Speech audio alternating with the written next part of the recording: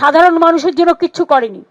তপশিলীদের জন্য কিছু নেই, আদিবাসীদের জন্য কিছু নেই, যুবকদের জন্য কিছু নেই, চাষিদের জন্য কিছু নেই, মহিলাদের জন্য কিছু নেই।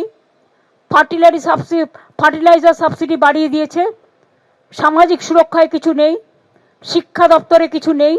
আর যে 3টে ফ্রেট করিডোরের কথা বলেছে, আমরা 3টে নয় 6টা করছি সারা বাংলাকে জুড়ে।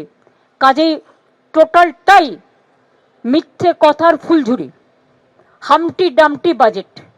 ভোট আছে, ভোটের সময় বাংলাকে কিছু দেওয়ার ব্যবস্থা তো থাকবেই। আমাদের কি দরকার? আমাদের দরকার বেকারদের সকার করার, তার ব্যবস্থা কি? বেকারত্ব হটানোর বুদ্ধি কি আছে, তার ব্যবস্থা করো।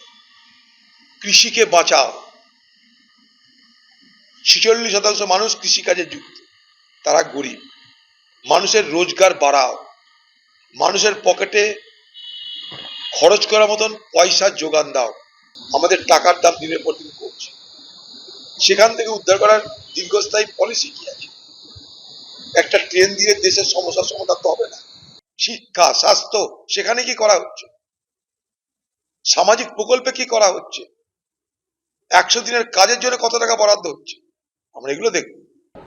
नहीं, चुनावी बजट तो वो तो आप कहेंगे, लेकिन हम लोग आशा नहीं करते इस सरकार से। 2021 के बाद से बीजेपी के सरकार जिस तरीके से बंगालियों को अत्याचार किया है, तो हम लोग की तरफ से कोई चुनाव का प्रत्याशा नहीं था, क्योंकि इनको पता है बंगाल में खर्चा भी करेंगे तो हारेंगे।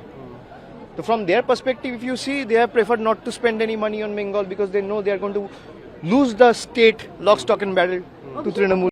सबका साथ सबका विकास, लेकिन यहाँ तो खुद ही उनके आंकड़े दिखाते हैं कि इन दबे हुए कुचले हुए और खासकर एजुकेशन में उन्होंने जो पैसा खर्च नहीं किया, और उसके अलावा भी एजुकेशन को हम बढ़ावा देंगे ये कहने वाले बजट में लास्ट ईयर से भी कम पैसा रखा गया है। Fertilizer subsidy, an indication of not caring for the villagers. কৃষকের জন্য এদের কোনো চিন্তা নেই। ফার্টিলাইজার সাবসিডি ছিল 2015-16-তে 4.04 of total expenditure, ধরুন 4% of total expenditure 2015-16। এই বাজেটে 3.19। বাড়ানো তো ছেড়েই দিন, গ্রামীণ মানুষের কথা চিন্তা করে বা কৃষকের কথা চিন্তা করে বাড়ানো উচিত ছিল। বাড়ানো তো কোনো প্রশ্নই নেই। fallen to 3.19। All India institute of Ayurveda कहाँ आएगी? हमारे केरला में चाहिए हमें। हमारे तो बहुत लंबी ट्रेडिशन आयुर्वेदा की, लेकिन केरला का नाम नहीं सुना। फिशर कोकोनट तो शायद केरला ही हो सकते हैं, क्योंकि मेरे ख्याल में भारत का सबसे ज्यादा बड़ा केरला कोकोनट प्रोड्यूसिंग स्टेट तो केरला ही है।